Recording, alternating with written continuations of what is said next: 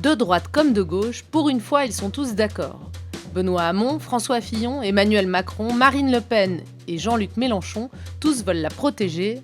La laïcité. Laïcité. Laïcité. Laïcité. La laïcité.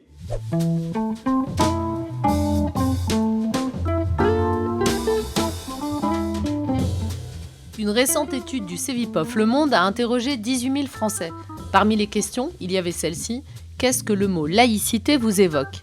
Et les réponses arrivées en premier sont difficile, complexe ou bien je ne sais pas. Présente partout dans les débats politiques, la laïcité n'en reste donc pas moins vague. Alors pourquoi ? Commençons par un petit retour en arrière. Le 9 décembre 1905, la loi concernant la séparation des églises et de l'État est adoptée. À l'origine du texte, Aristide Briand, un député républicain socialiste. Son objectif, permettre à tout croyant et non-croyant de vivre ensemble. Mais presque 100 ans plus tard, un autre texte change la donne. C'est la loi sur les signes religieux dans les écoles publiques françaises en 2004. On y lit ceci. Dans les écoles, les collèges et les lycées publics, le port de signes ou tenues par lesquels les élèves manifestent ostensiblement une appartenance religieuse est interdit.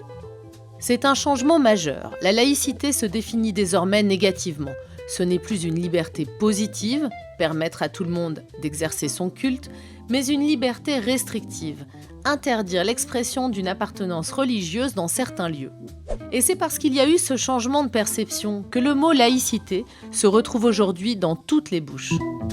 Commençons par le Front National. Je suis laïque. Je suis pour la défense de la France laïque.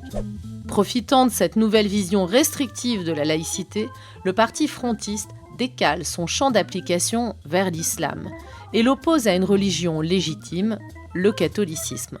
C'est le Front National qui a été le fer de lance de ce combat culturel sur la laïcité. C'est un parti qui a stigmatisé autrefois les francs-maçons, les juifs, les protestants.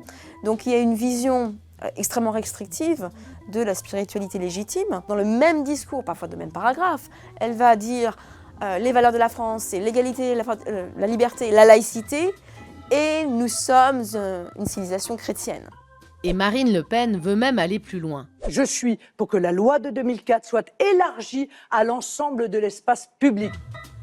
La laïcité, telle qu'elle est définie par la loi aujourd'hui, c'est la laïcité des services publics et notamment de l'école, mais les services publics ne sont pas l'espace public.